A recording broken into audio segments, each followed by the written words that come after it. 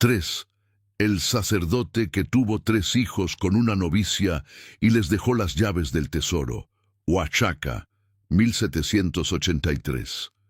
La lluvia golpeaba las piedras antiguas del convento de Santo Domingo con una furia que parecía arrancar confesiones del cielo mismo.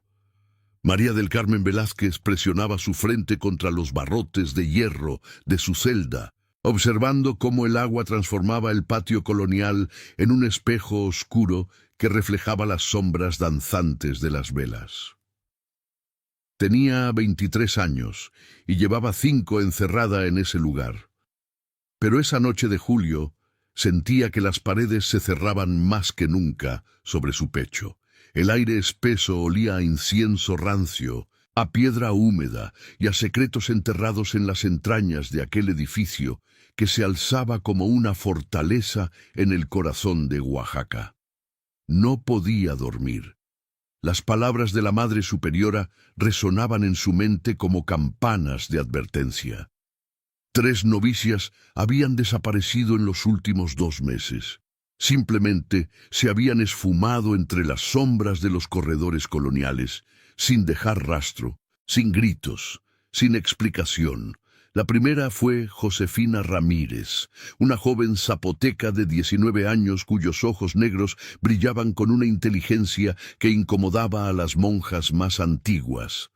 Luego desapareció Catalina Ortiz, mestiza de 21 años que había llegado al convento huyendo de un matrimonio arreglado.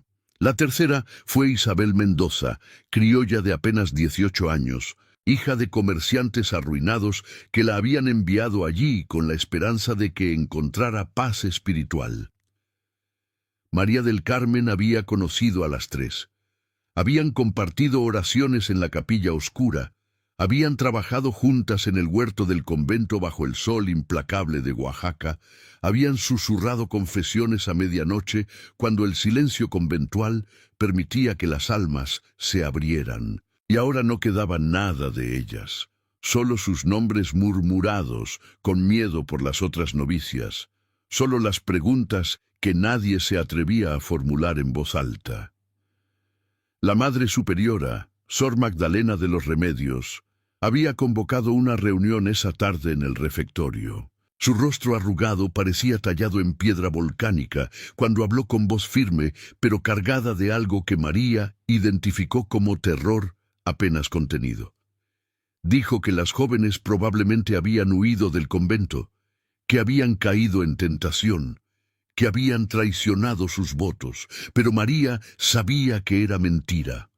Conocía esa mirada en los ojos de la anciana monja, esa forma de apretar los labios cuando ocultaba algo. Había visto esa misma expresión cuando llegó al convento 5 años atrás, cuando le explicaron las reglas estrictas, los corredores prohibidos, las puertas que jamás debían abrirse. El viento nocturno sacudió los postigos de madera y María se estremeció. Pensó en su familia, en su padre don Antonio Velázquez, un próspero comerciante de telas en la ciudad de Oaxaca, que había caído en desgracia cuando el virrey modificó los impuestos comerciales. Lo recordaba sentado en su escritorio de caoba, con la cabeza entre las manos, mientras su madre lloraba en la habitación contigua. La ruina había llegado rápido, como una enfermedad que consume todo a su paso. En cuestión de meses perdieron la casa señorial en el centro de la ciudad, las tierras cerca de Monte Albán, los almacenes repletos de sedas y damascos importados de Manila. Fue entonces cuando apareció el padre Sebastián Durán. María cerró los ojos y sintió un escalofrío recorrer su espalda al recordar al sacerdote, alto, de hombros anchos, con una presencia que llenaba cualquier habitación donde entraba. Tenía 45 años entonces, el cabello oscuro apenas salpicado de gris, ojos profundos del color del ébano que parecían capaces de leer los pensamientos más ocultos. Había llegado a la casa de los Velázquez con una propuesta que sonaba como salvación divina. Conocía al virrey, tenía influencias en la corte virreinal, Podía interceder para que don Antonio recuperara sus privilegios comerciales, pero tenía una condición: María debía ingresar al convento de Santo Domingo como novicia. Su padre aceptó sin dudarlo. Fue una transacción rápida, fría, ejecutada con la eficiencia de un negocio mercantil. María tenía 18 años y sus sueños de casarse con Fernando, el hijo del boticario, se desvanecieron como humo en el viento oaxaqueño. La llevaron al convento una mañana de enero, cuando la neblina cubría las montañas circundantes y el aire olía a tierra mojada y café recién molido de las haciendas cercanas. El padre Durán la recibió personalmente. La condujo por los pasillos de piedra, señalando las pinturas religiosas que adornaban las paredes, explicando con voz melodiosa la historia del convento, fundado en 1575 sobre las ruinas de un templo zapoteca. Hablaba con pasión sobre la riqueza del lugar, sobre las donaciones que habían acumulado durante 2 siglos, sobre el oro que llegaba de las minas de los alrededores, sobre las tierras que el convento poseía desde las montañas de la Sierra Madre hasta los valles fértiles donde crecía el maíz. Pero había algo en su mirada que perturbaba a María. Cuando creía que ella no lo observaba, sus ojos se detenían en su figura con una intensidad que no tenía nada de espiritual. Sentía su presencia como un peso invisible, una promesa oscura que aún no se había pronunciado. Durante los primeros meses, María se adaptó a la vida conventual. Aprendió a levantarse antes del amanecer para los maitines, a trabajar en silencio en el huerto donde crecían tomates, chiles y hierbas medicinales, a rezar el rosario mientras el sol se ocultaba tras las montañas, pintando el cielo de naranja y púrpura. Conoció a otras novicias, jóvenes como ella que habían llegado al convento por razones diversas. Algunas huían de matrimonios violentos, otras eran hijas ilegítimas de familias aristocráticas que las ocultaban allí para evitar el escándalo. Algunas genuinamente buscaban a Dios en el silencio de aquellas paredes coloniales. Fue Josefina Ramírez quien primero le habló del secreto. Una tarde de abril, mientras trabajaban juntas en la biblioteca del convento catalogando libros antiguos traídos de España, Josefina se acercó a María y susurró con voz temblorosa que había descubierto algo terrible. Había encontrado un diario escondido detrás de una hilera de Biblias polvorientas, escrito por una monja llamada Sor Teresa de Ávila, que había muerto hacía 20 años. Las páginas amarillentas contaban una historia que helaba la sangre. El padre Sebastián Durán no era quien decía ser. Había llegado a Oaxaca en 1760, enviado desde la Ciudad de México bajo circunstancias misteriosas. Según el diario de Sor Teresa, había rumores de que había sido transferido para evitar un escándalo en la capital virreinal. Se decía que había mantenido relaciones ilícitas, que había usado su posición para acumular riquezas personales, que había manipulado testamentos de feligreses moribundos para heredar sus bienes. Pero lo más perturbador era lo que Sor Teresa había descubierto en 1778. Una novicia llamada Elena Cortés había quedado embarazada. La joven había confesado en su lecho de muerte, después de un parto que la consumió por completo, que el padre Durán era el padre de su hijo. La criatura, un niño, había sido entregado a una familia indígena en las afueras de Oaxaca. Sor Teresa escribió que había intentado denunciar al sacerdote ante el obispo, pero que éste había ignorado sus acusaciones. El padre Durán era demasiado poderoso, tenía demasiadas conexiones, manejaba demasiado dinero de la iglesia como para ser tocado. El diario continuaba con revelaciones cada vez más oscuras. Había habido otras 2 novicias embarazadas en los años siguientes. Una llamada Rosa Jiménez dio a luz gemelos en 1780. Ambos niños fueron enviados lejos. Nadie supo exactamente dónde. Rosa murió poco después, oficialmente de fiebre, aunque Sor Teresa sugería que había sido algo más siniestro. La tercera novicia, Guadalupe Santos, tuvo una hija en 1782.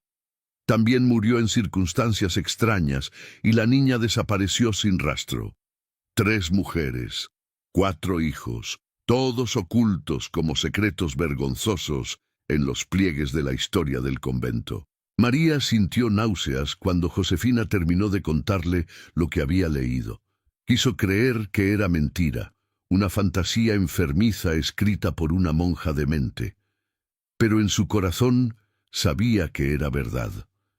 Recordaba las miradas del padre Durán. Recordaba cómo tocaba su hombro un segundo más de lo necesario cuando la bendecía. Recordaba sus visitas nocturnas al convento cuando todas las monjas debían estar dormidas.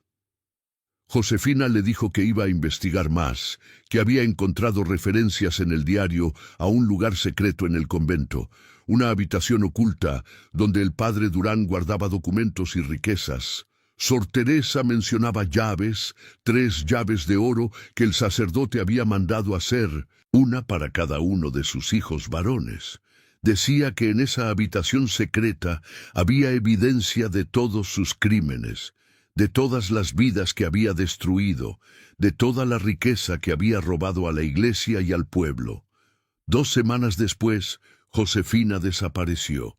María recordaba perfectamente esa noche. Había sido una noche sin luna, calurosa y opresiva, como solo pueden serlo las noches de verano en Oaxaca. Se había despertado pasada la medianoche por un ruido extraño, como pasos arrastrándose por el corredor. Salió de su celda y vio una figura encapuchada llevando algo envuelto en una manta.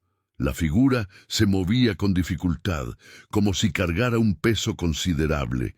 María quiso gritar, pero el miedo le cerró la garganta. Se escondió en las sombras y vio cómo la figura desaparecía por una puerta al final del corredor. Una puerta que siempre había estado cerrada con llave. A la mañana siguiente, cuando tocaron las campanas para los laudes, Josefina no apareció. Su celda estaba vacía, su cama sin deshacer, como si nunca hubiera dormido allí. La Madre Superiora dijo que probablemente había huido durante la noche, que había cedido a la tentación del mundo exterior. Pero María sabía que Josefina jamás habría huido. Era demasiado devota, demasiado comprometida con descubrir la verdad. Después vinieron las desapariciones de Catalina e Isabel. Catalina había sido amiga cercana de Josefina y había estado ayudándola en su investigación. Isabel simplemente había tenido la mala suerte de hacer demasiadas preguntas sobre las novicias desaparecidas. Ambas se esfumaron de la misma manera, en noches oscuras, sin testigos, sin gritos, dejando solo el eco de su ausencia en los corredores silenciosos del convento. María sabía que ella sería la siguiente. Había hecho sus propias averiguaciones discretas. Había buscado el diario que Josefina mencionó, pero no lo encontró. Alguien lo había recuperado. Probablemente el mismo padre Durán. Sabía demasiado y eso la convertía en un peligro. La lluvia arreció afuera y un relámpago iluminó brevemente el patio del convento. En ese destello de luz, María vio algo que hizo que su corazón se detuviera. Una figura estaba parada en medio del patio, completamente inmóvil, bajo la lluvia torrencial. Era el padre Durán. Sus ojos oscuros estaban fijos en la ventana de su celda, mirándola con una intensidad que cortaba el aire como un cuchillo. María retrocedió, su respiración se aceleró. Escuchó pasos en el corredor exterior, pasos lentos, deliberados, acercándose a su puerta. El corazón le golpeaba el pecho con tanta fuerza que pensó que podría explotar. Buscó algo, cualquier cosa que pudiera usar para defenderse, pero su celda era espartana. Solo un catre de madera, un crucifijo en la pared, un pequeño baúl con sus escasas pertenencias. Los pasos se detuvieron frente a su puerta. Hubo silencio. María contuvo la respiración. Luego escuchó una voz, grave y suave, como terciopelo negro. «Hija mía, necesito hablar contigo». Era el padre Durán. María no respondió. Se pegó contra la pared más alejada de la puerta, temblando de pies a cabeza. Podía sentir su presencia al otro lado de la madera. Podía imaginar su mano tocando la puerta, sus ojos mirando hacia donde ella estaba. «Sé que estás despierta, María. Sé que tienes miedo. Pero no hay razón para temer. Solo quiero ayudarte». Su voz era melosa, persuasiva, la misma voz que usaba en sus sermones dominicales cuando hablaba del perdón divino y la salvación eterna. Pero María escuchaba algo más debajo de esas palabras, una amenaza velada, una promesa de violencia contenida. «He venido a ofrecerte una oportunidad», continuó el padre Durán. «Tus amigas fueron imprudentes. Buscaron cosas que no debían buscar, hicieron preguntas peligrosas. Pero tú eres inteligente, María. Tú puedes elegir un camino diferente». María cerró los ojos y rezó en silencio. No las oraciones que le habían enseñado en el convento, sino una oración propia, desesperada, pidiendo fuerza para sobrevivir esa noche.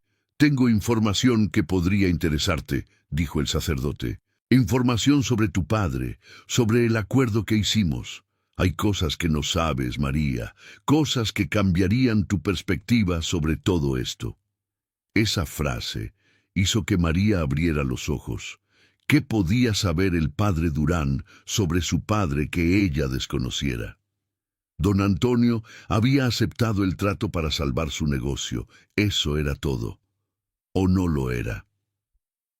«Abre la puerta, María.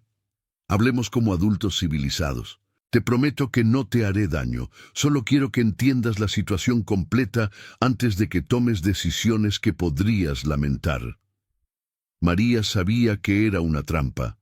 Si abría esa puerta, terminaría como Josefina, como Catalina, como Isabel.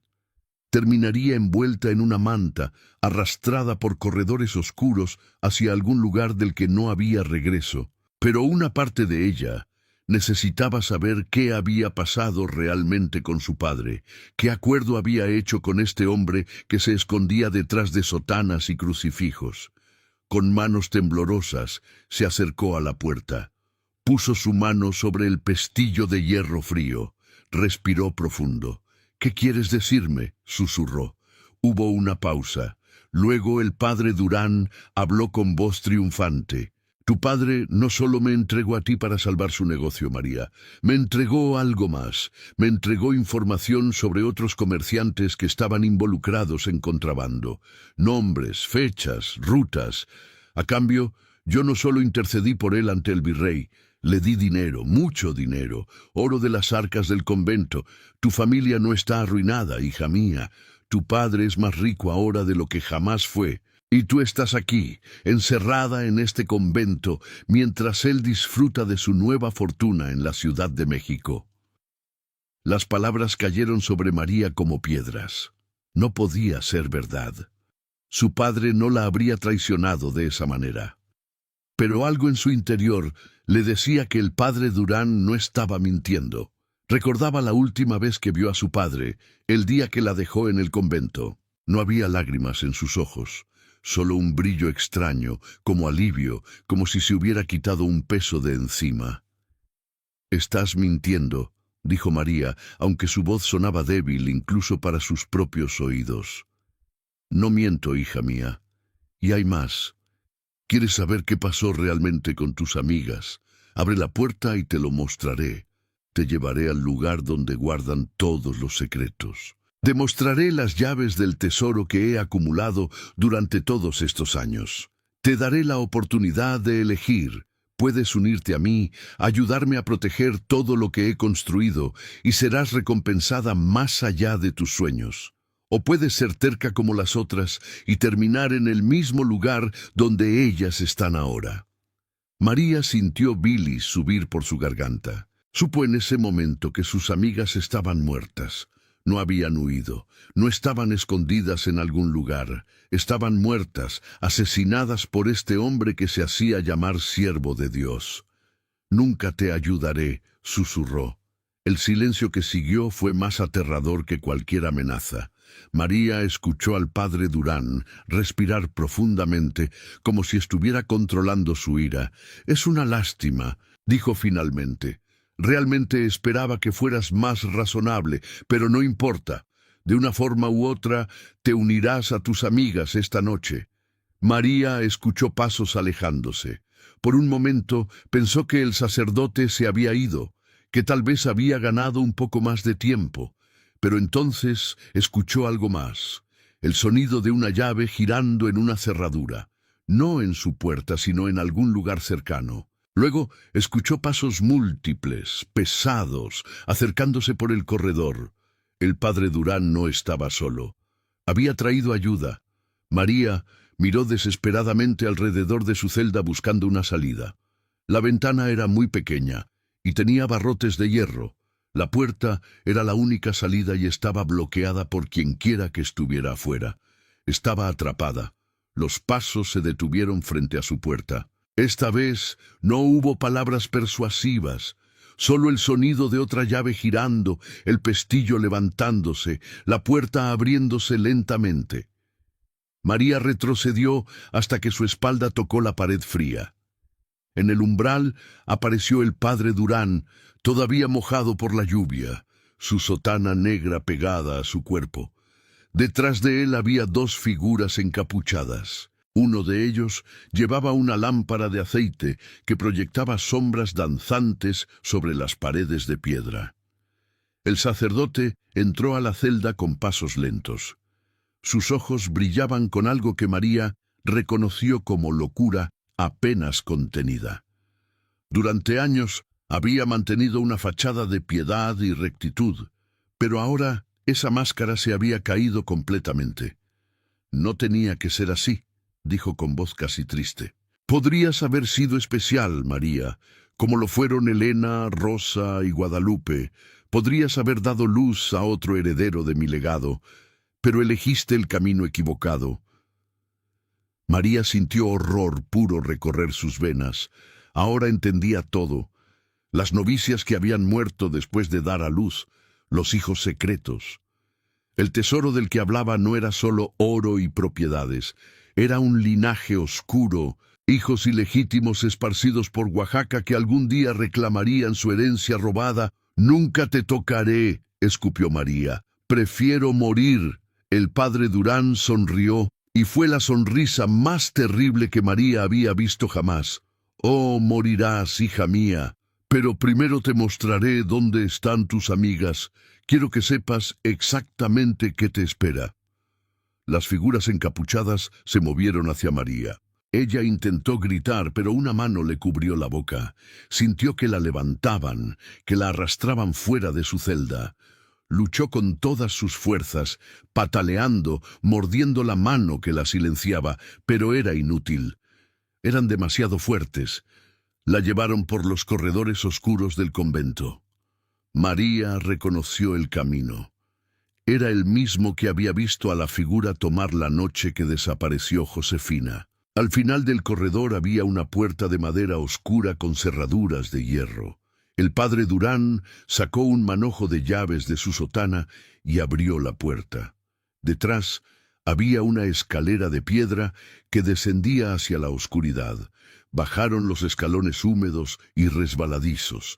El aire se volvía más frío y denso con cada paso. María podía oler algo desagradable, un olor dulzón y putrefacto que le revolvió el estómago. La lámpara de aceite iluminaba las paredes de piedra cubiertas de moho y líquenes. Estaban bajando hacia las entrañas del convento, hacia algún sótano olvidado que probablemente databa de la época de los zapotecas. Finalmente llegaron al fondo de la escalera. Se encontraban en una cripta subterránea, con techo bajo sostenido por columnas de piedra talladas con símbolos que María no reconoció. El padre Durán tomó la lámpara y la levantó, iluminando el espacio. María sintió que su alma se helaba. En el centro de la cripta había 3 cuerpos. Estaban envueltos en mantas manchadas, colocados uno al lado del otro sobre losas de piedra. María no necesitaba ver sus rostros para saber quiénes eran. Josefina, Catalina, Isabel, sus amigas, las jóvenes que habían tenido el coraje de buscar la verdad. «Bienvenida a mi panteón personal», dijo el padre Durán con voz ceremonial. «Aquí descansan todas las que se opusieron a mí, las que trataron de destruir lo que he construido durante décadas». María quiso vomitar, pero las manos que la sostenían la mantuvieron inmóvil. Miró los cuerpos con horror y dolor. 3 vidas jóvenes extinguidas, 3 almas que merecían justicia. «Y aquí es donde tú también descansarás», continuó el sacerdote. «Pero antes, quiero que veas algo más. Quiero que entiendas la magnitud de mi poder, de lo que soy capaz». Caminó hacia una de las paredes de la cripta y presionó una piedra específica. Hubo un clic mecánico y una sección de la pared se deslizó hacia un lado, revelando una cámara oculta. El padre Durán entró y les hizo señas a sus cómplices para que trajeran a María. La habitación secreta era pequeña, pero estaba repleta de riquezas. Había baúles abiertos llenos de monedas de oro y plata, joyas que brillaban a la luz de la lámpara, documentos enrollados y sellados con lacre rojo, pinturas religiosas de valor incalculable. En las paredes había estantes con libros antiguos, algunos de los cuales María reconoció como textos prohibidos por la Inquisición. «Esto es lo que he acumulado», dijo el padre Durán con orgullo. 30 años de trabajo paciente, cada donación de feligrés moribundo, cada testamento manipulado, cada transacción ilegal con los comerciantes y nobles de Oaxaca. Todo está aquí, documentado, guardado, esperando el día en que mis hijos reclamen su herencia. Sacó de su sotana 3 llaves de oro, cada una ornamentada con diseños diferentes. Las sostuvo a la luz de la lámpara para que María pudiera verlas bien. «Una llave para cada uno de mis hijos varones», dijo. Miguel, nacido de Elena, ahora tiene 17 años y trabaja como escribano en la Ciudad de México.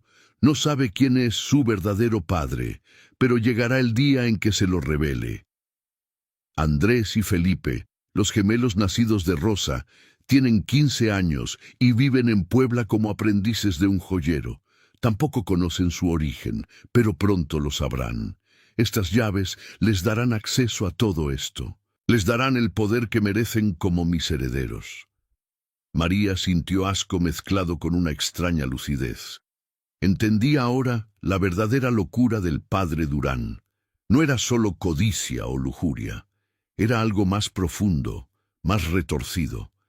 Quería crear una dinastía secreta, una línea de descendientes que perpetuaran su legado de corrupción y poder. Los hijos que había engendrado en pecado se convertirían en los señores ocultos de Oaxaca, controlando la riqueza de la iglesia desde las sombras. «¿Y la hija de Guadalupe?», preguntó María con voz temblorosa. «También le dejaste una llave». El padre Durán la miró con expresión fría. «A las mujeres no les dejo llaves», dijo. «Solo a los varones. Las mujeres son débiles, como tú y tus amigas han demostrado. La niña de Guadalupe fue entregada a un orfanato en Veracruz. No la volveré a ver». María sintió rabia arder en su pecho. Rabia por todas las vidas destruidas, por todas las mujeres usadas y descartadas, por todos los secretos enterrados en la oscuridad. Algo se rompió dentro de ella en ese momento. Ya no tenía miedo, solo determinación. «Eres un monstruo», dijo con voz firme, «y algún día pagarás por todo lo que has hecho». El padre Durán rió, un sonido desagradable que resonó en las paredes de piedra. «No, hija mía, nunca pagaré, porque nadie sabe lo que hago aquí abajo. Nadie sabe dónde están los cuerpos. Nadie conoce los secretos, y cuando tú también estés muerta, todo continuará exactamente como ha sido durante todos estos años. Se volvió hacia sus cómplices. «Mátenla», ordenó, rápido y silencioso como a las otras. «Luego llévenla a la cripta y séllenla. Mañana diré que huyó durante la noche. Nadie la buscará.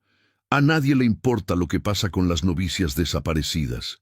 Las figuras encapuchadas avanzaron hacia María. Ella vio el destello de un cuchillo en la mano de uno de ellos. Cerró los ojos y pensó en su madre, en Fernando, el hijo del boticario al que había amado, en todas las cosas que nunca experimentaría. Rezó una última oración, no por salvación, sino por venganza. Pero entonces escuchó algo inesperado. Gritos que venían de arriba, el sonido de puertas golpeándose, pasos corriendo. Las figuras encapuchadas se detuvieron, mirando hacia la escalera con confusión. El padre Durán maldijo en voz baja. «¿Qué demonios está pasando?», gruñó. Uno de los cómplices subió corriendo los escalones para investigar. María escuchó voces arriba, hombres gritando órdenes. Luego escuchó algo que hizo que su corazón saltara de esperanza.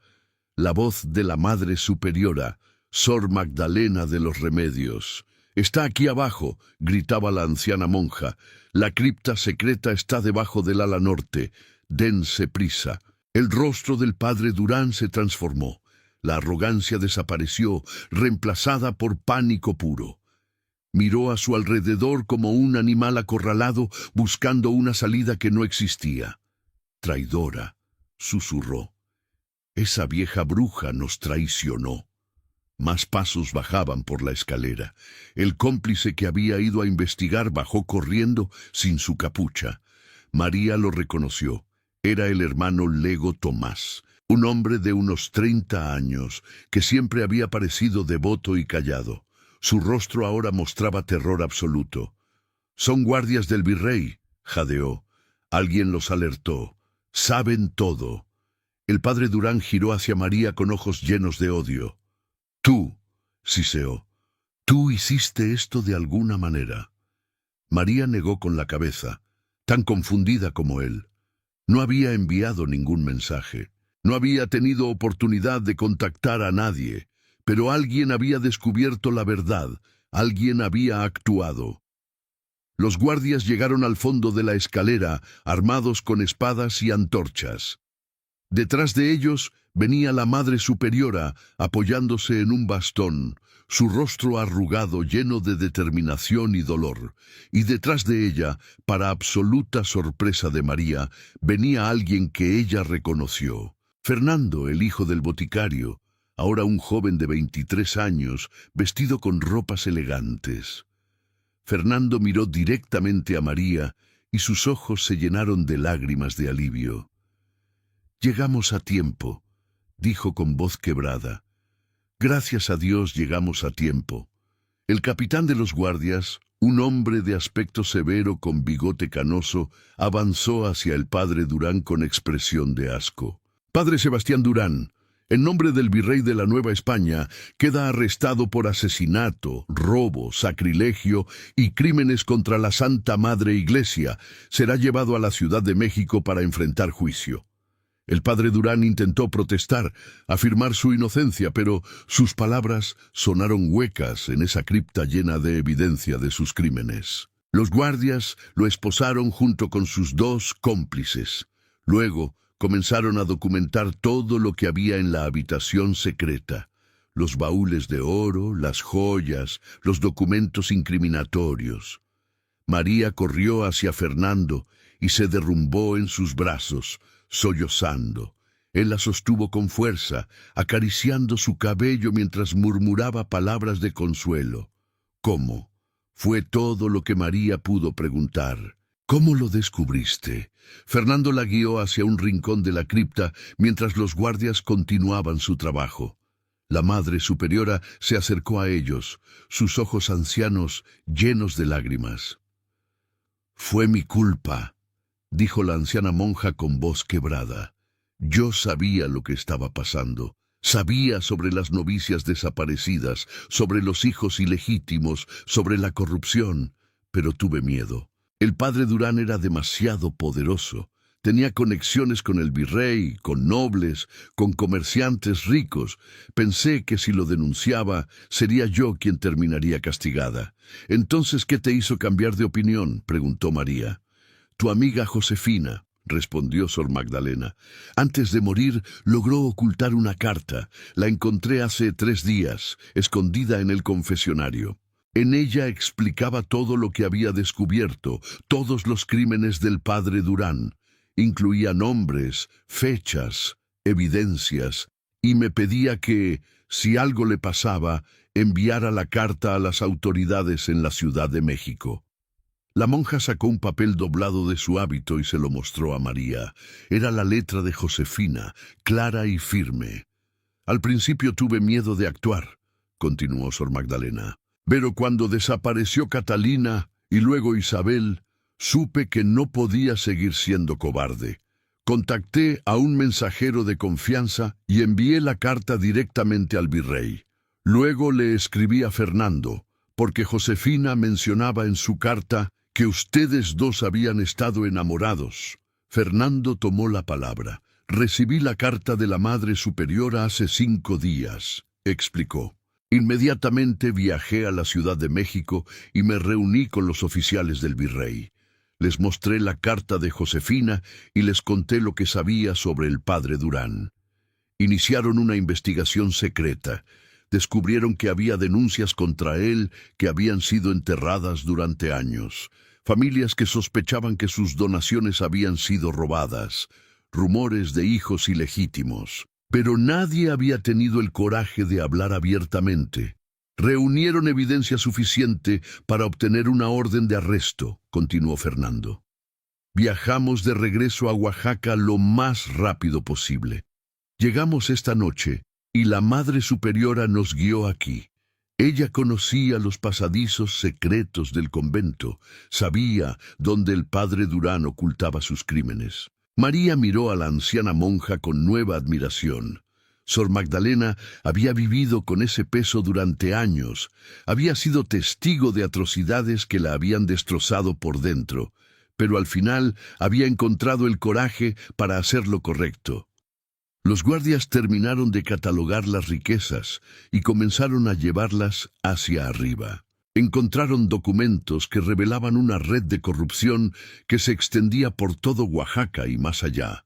Nombres de nobles que habían colaborado con el padre Durán, de comerciantes que habían pagado sobornos, de oficiales de la iglesia que habían encubierto sus crímenes. También encontraron registros de los 4 hijos. Los documentos incluían sus ubicaciones actuales, las familias que los habían adoptado, y cartas que el padre Durán había escrito pero nunca enviado, explicando a cada uno su verdadera identidad y su derecho a la herencia secreta. El capitán de los guardias se acercó a María. «Señorita Velázquez, necesitaremos su testimonio cuando lleguemos a la Ciudad de México. Usted es testigo de los crímenes de este hombre. Su declaración será crucial para el juicio».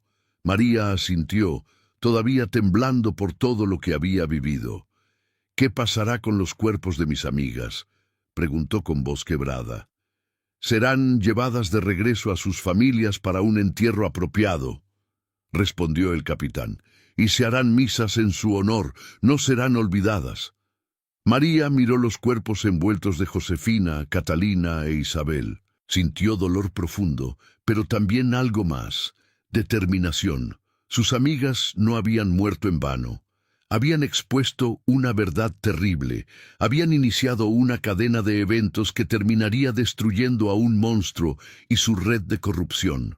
Cuando subieron de la cripta, el sol comenzaba a salir sobre Oaxaca. Los primeros rayos de luz iluminaban las montañas circundantes, pintando el cielo de tonos dorados y rosados. La lluvia había cesado durante la noche, dejando el aire fresco y limpio. María salió del convento del brazo de Fernando. Detrás de ellos, los guardias sacaban al padre Durán y sus cómplices, ahora esposados y derrotados. El sacerdote ya no parecía poderoso ni intimidante. Era solo un hombre viejo y cansado, cuyas mentiras finalmente lo habían alcanzado. Las otras novicias del convento se habían reunido en el patio, observando con asombro y horror mientras la verdad se revelaba ante sus ojos. Algunas lloraban, otras rezaban, todas intentaban procesar lo que habían descubierto sobre el hombre que había sido su guía espiritual. Fernando llevó a María a la casa de sus padres, una acogedora residencia cerca del mercado central de Oaxaca. Su madre, una mujer gentil con ojos bondadosos, la recibió con brazos abiertos. Le preparó chocolate caliente con canela y pan dulce.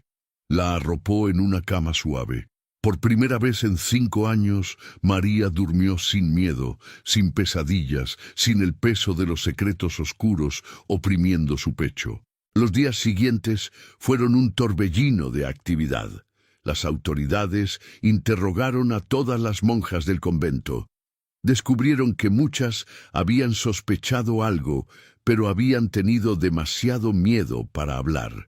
Sor Magdalena admitió públicamente su complicidad por silencio y renunció a su posición como Madre Superiora.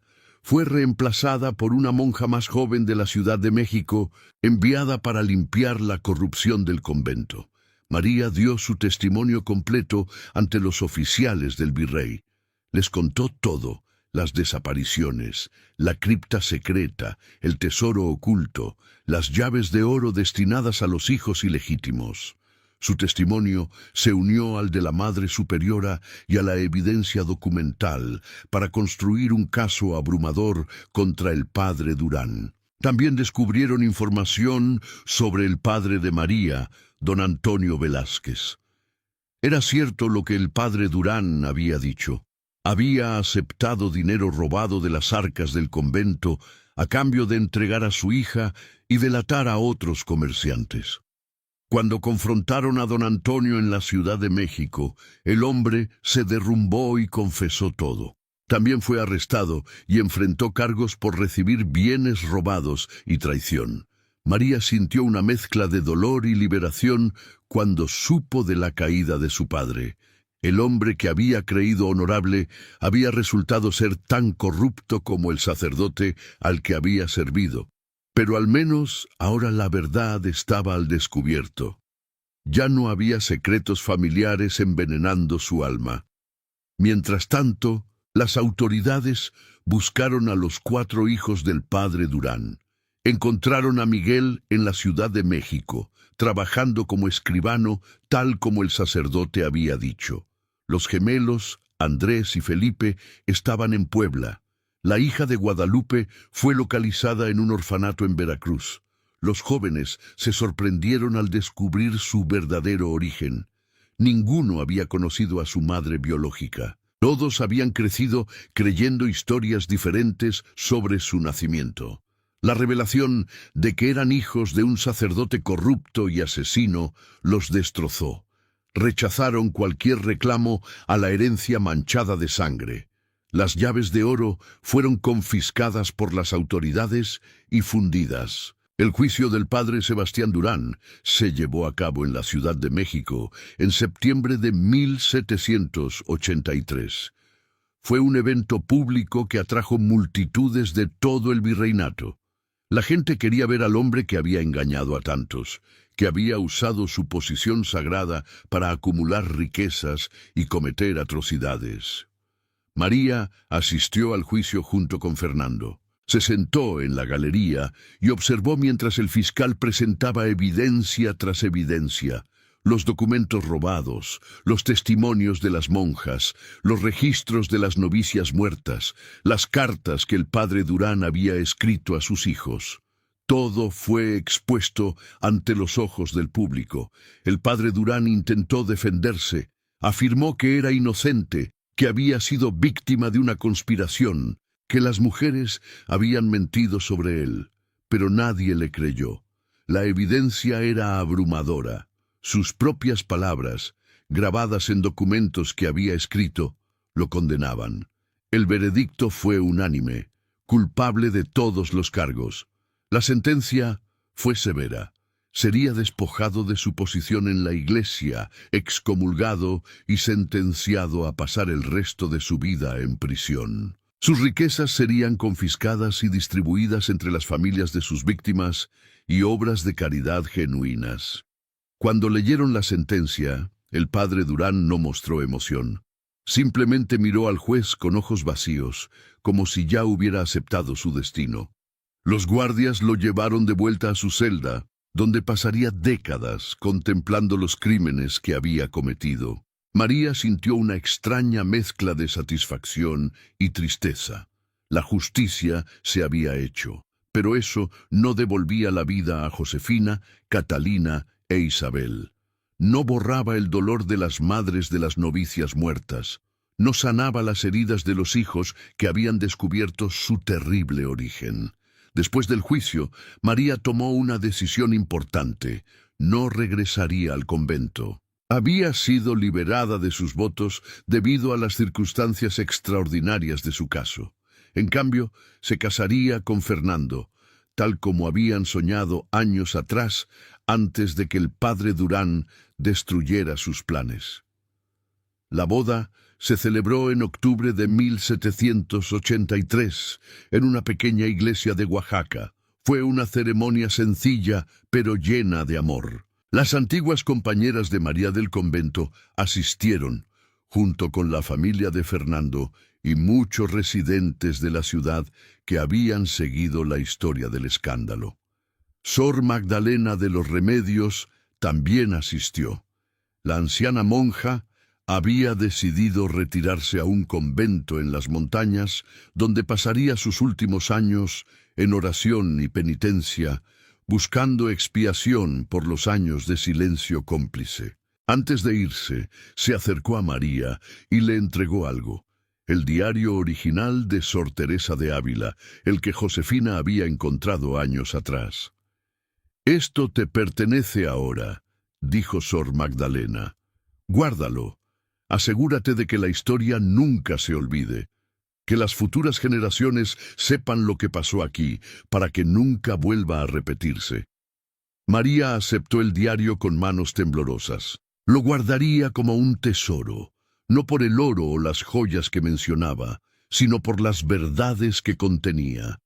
Era un testimonio de coraje, de mujeres que habían luchado contra la corrupción y la injusticia, de vidas que merecían ser recordadas. Fernando y María se establecieron en una casa modesta cerca del mercado de Oaxaca. Fernando continuó trabajando con su padre en la botica, mientras María dedicaba su tiempo a ayudar a otras mujeres que habían sufrido abusos en instituciones religiosas. Se convirtió en una voz para aquellas que no podían hablar por sí mismas, en una defensora de los derechos de las mujeres en una sociedad que a menudo las ignoraba. Los años pasaron. El escándalo del padre Durán gradualmente se desvaneció de la memoria pública, reemplazado por nuevos escándalos y crisis. Pero María nunca olvidó. Cada año, en el aniversario de la muerte de sus amigas, visitaba sus tumbas y colocaba flores frescas. Rezaba no solo por sus almas, sino también por un mundo donde las mujeres ya no tuvieran que temer a aquellos que se suponía debían protegerlas. En 1790, María dio a luz a una hija. La llamó Josefina, en honor a su amiga que había tenido el coraje de buscar la verdad, incluso sabiendo que podría costarle la vida. Cuando la niña creció, María le contó la historia completa, sobre el convento, sobre el padre Durán, sobre las novicias desaparecidas, sobre las llaves del tesoro que prometían riqueza pero solo traían muerte. Josefina creció para convertirse en una mujer fuerte e independiente, inspirada por la historia de su tocaya. Se convirtió en maestra, educando a niñas en una escuela que ella misma fundó en Oaxaca. Enseñaba no solo a leer y escribir, sino también a pensar críticamente, a cuestionar la autoridad cuando era necesario, a luchar por la justicia sin importar el costo. El convento de Santo Domingo continuó funcionando, pero bajo una administración completamente nueva. Las reformas implementadas después del escándalo transformaron la institución. Ya no era un lugar donde las mujeres eran ocultadas o controladas, sino un genuino refugio para aquellas que buscaban una vida de contemplación y servicio. La habitación secreta en la cripta fue sellada permanentemente, convertida en un monumento a las víctimas del padre Durán. Una placa de bronce fue colocada en el lugar, con los nombres de Josefina Ramírez, Catalina Ortiz e Isabel Mendoza grabados en la piedra, asegurando que nunca serían olvidadas. Los 4 hijos del padre Durán siguieron caminos muy diferentes. Miguel se convirtió en abogado y dedicó su vida a defender a los pobres que no podían pagar representación legal. Los gemelos, Andrés y Felipe, abrieron una joyería honesta en Puebla, rechazando cualquier ganancia deshonesta. La hija, a quien llamaron Mercedes cuando fue adoptada legalmente por una familia bondadosa, se hizo monja en un convento reformado, dedicando su vida a ayudar a huérfanos. Todos rechazaron el apellido Durán. Ninguno quiso heredar la mancha de su padre biológico. En cambio, construyeron sus propias vidas basadas en honestidad e integridad, como si intentaran compensar los pecados que no habían cometido, pero que llevaban en su sangre. En cuanto al padre Sebastián Durán, pasó 17 años en prisión. Murió en 1800 en su celda, solo y olvidado. No hubo funeral elaborado, no hubo lamentos por su pérdida. Fue enterrado en una tumba sin marca en el cementerio de la prisión, su nombre borrado de los registros oficiales de la Iglesia como si nunca hubiera existido. Pero su legado perduró de maneras inesperadas. El escándalo había abierto una conversación sobre la corrupción en la Iglesia colonial, sobre el abuso de poder, sobre la necesidad de proteger a los vulnerables. Aunque el cambio fue lento, gradualmente se implementaron reformas. Hubo más supervisión de las instituciones religiosas, más canales para que las víctimas denunciaran abusos, más consecuencias para aquellos en posiciones de autoridad que abusaban de su poder. María vivió hasta los 72 años. Murió en 1832, rodeada de su familia. Fernando, que había sido su compañero constante durante casi 50 años. Su hija Josefina, ahora una mujer madura con sus propios hijos. Y sus nietos, que crecerían en un México diferente. Un México que lentamente se acercaba a la independencia del dominio español. En sus últimos días, María a menudo sostenía el diario de Sor Teresa de Ávila, leyendo las páginas amarillentas que habían iniciado toda la revelación. Pensaba en las decisiones que había tomado, en el precio que sus amigas habían pagado por buscar la verdad, en el coraje que se necesitaba para enfrentar el mal, incluso cuando parecía invencible. Su historia se transmitió de generación en generación en Oaxaca. Se convirtió en una leyenda local, una historia contada en voz baja sobre el sacerdote corrupto que había tenido 3 hijos con una novicia y les había dejado llaves a un tesoro manchado de sangre. Pero aquellos que conocían la verdad completa sabían que era más que una leyenda. Era un testimonio de la capacidad humana tanto para el mal como para el bien, para la corrupción y para el coraje. Las llaves de oro, fundidas hacía mucho tiempo, existían ahora solo en memoria, pero representaban algo más que acceso a riquezas materiales. Representaban las llaves del poder, del control, de la opresión, y la historia de cómo fueron destruidas era una historia sobre liberación, sobre cómo el poder corrupto eventualmente cae cuando las personas encuentran el coraje para resistir. El convento de Santo Domingo aún se mantiene en pie en Oaxaca hoy en día, aunque como museo y sitio histórico más que como institución religiosa activa. Los turistas caminan por sus corredores sin saber las historias oscuras que alguna vez se desarrollaron en sus sombras. pero hay una pequeña placa cerca de la entrada que conmemora a Josefina Ramírez, Catalina Ortiz e Isabel Mendoza, 3 jóvenes que murieron buscando la verdad. Y en las noches tranquilas, cuando el viento sopla desde las montañas y la lluvia golpea las antiguas piedras coloniales, algunos dicen que aún se pueden escuchar ecos del pasado, susurros de mujeres contando secretos, pasos arrastrándose por corredores oscuros, el tintineo distante de llaves de oro que ya no existen. Pero estos no son fantasmas en el sentido sobrenatural, son memorias grabadas en la piedra misma, recordatorios de que la verdad, sin importar cuánto tiempo esté enterrada, eventualmente encuentra su camino hacia la luz. Son advertencias de que el poder sin supervisión corrompe, de que el silencio ante la injusticia es complicidad, de que el coraje para hablar puede costar caro, pero es el único camino hacia la libertad verdadera. La historia del padre Sebastián Durán y las novicias de Oaxaca se ha convertido en parte del tapiz cultural de México. Es contada como una historia de terror, sí, pero también como una historia de resistencia. Es un recordatorio de los días oscuros del colonialismo, cuando las instituciones que se suponía debían proteger a menudo explotaban, cuando la riqueza se acumulaba mientras el pueblo sufría, cuando los secretos se guardaban a cualquier costo. Pero también es una historia de esperanza, porque incluso en los tiempos más oscuros hubo personas como Josefina que se atrevieron a buscar la verdad. Hubo personas, como Sor Magdalena, que eventualmente encontraron el coraje para hacer lo correcto. Hubo personas como Fernando y María, que se negaron a dejar que el mal triunfara.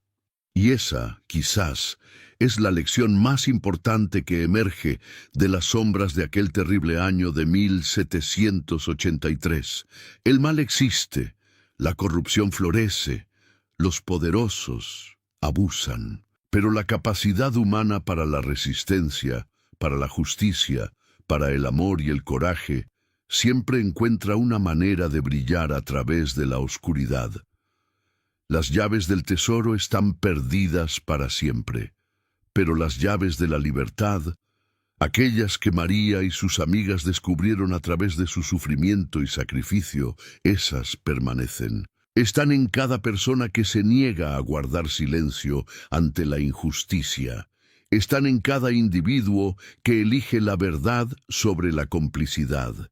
Están en cada generación que aprende de los errores del pasado y se esfuerza por construir un futuro más justo.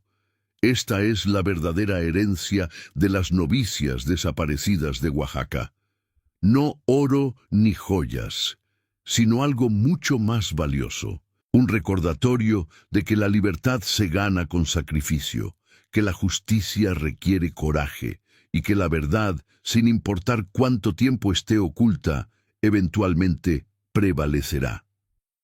Cuando María del Carmen Velázquez murió en 1832, sus últimas palabras fueron para su hija. Con voz débil pero clara dijo: recuerda siempre a Josefina, a Catalina, a Isabel. Recuerda que no murieron en vano. Su coraje compró nuestra libertad.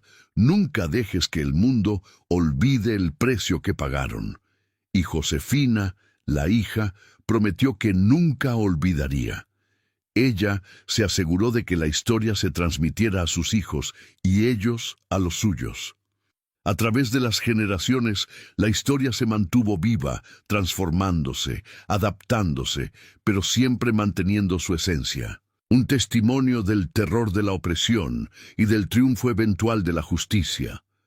Hoy, más de 200 años después, la historia sigue siendo contada. Ya no en susurros temerosos en celdas de conventos, sino en voz alta, en libros de historia, en documentales, en conversaciones sobre derechos humanos y justicia social. El contexto ha cambiado, pero el mensaje permanece. La libertad no es gratuita. La justicia requiere vigilancia y el silencio ante el mal es inaceptable. Las 3 novicias de Oaxaca duermen en paz ahora, sus tumbas cuidadas y honradas. Ya no son víctimas olvidadas, sino mártires recordadas, símbolos de resistencia contra la tiranía. Sus nombres están inscritos no solo en piedra, sino en el corazón mismo de la lucha continua por la dignidad humana y la libertad. Y en algún lugar, en los archivos olvidados de viejas iglesias y conventos, tal vez todavía existan otros diarios, como el de Sor Teresa de Ávila.